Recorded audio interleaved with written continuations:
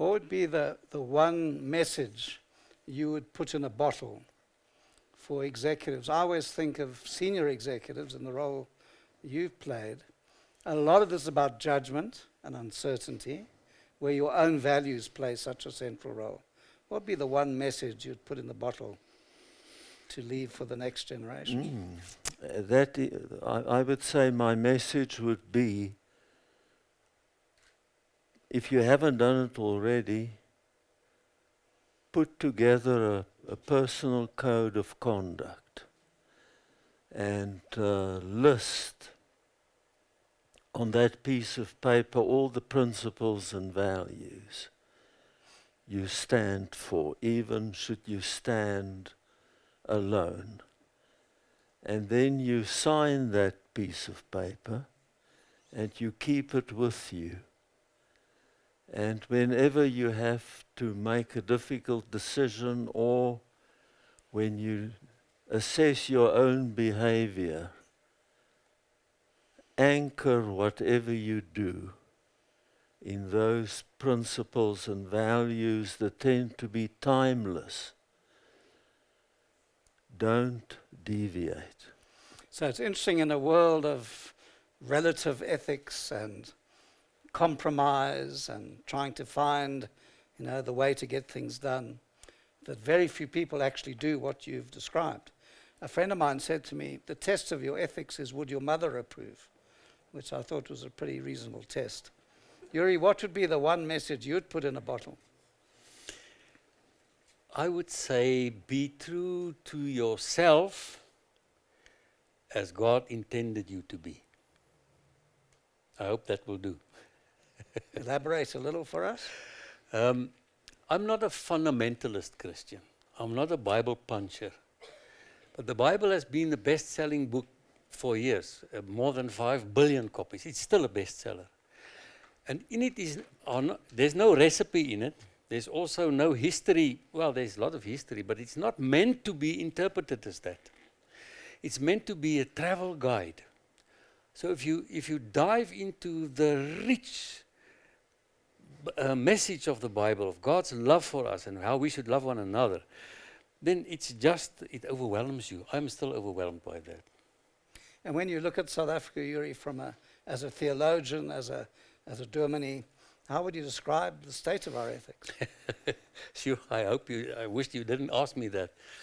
It's very sad that people go under the label of Christianity and being a Christian, and then they become racist or they become violent. And it's as if that message of you must love one another as you love yourself just doesn't get through on all levels. But there are pockets of excellence. And that is my wonderful experience of having been a pastor, I'm still a Christian, and mingling with people and finding those jewels where people truly love other people, and the results coming from that is wonderful. It's prosperity. Lovely. Awesome. I guess it's helpful also to just ask that for the people in the audience who may not necessarily raise their hands as Christian or people of faith, how is this book relevant to them? Because how do you want them to receive the book? Because what you've done is very unconventional. The convergence of the word and the world of work. How could this be relevant to somebody who doesn't self-identify as Christian or faith-led? Yeah, we wrote about what we believe in. And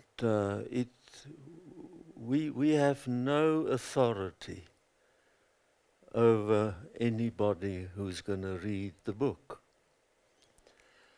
But based on our personal experience and our belief system, we can assess behavior. We can't just assess behavior, we can also predict the consequences of behavior. So even in the tough world of business, if you want to create a business that is going to be sustainable, profitable, then, in our opinion, one should create a culture that will be conducive to people engaging fully and doing their best. So, I've always believed that you cannot demand respect. You have to earn it.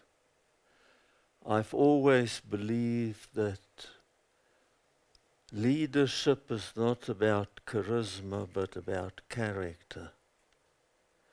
It's not about personality. It's about principles and performance.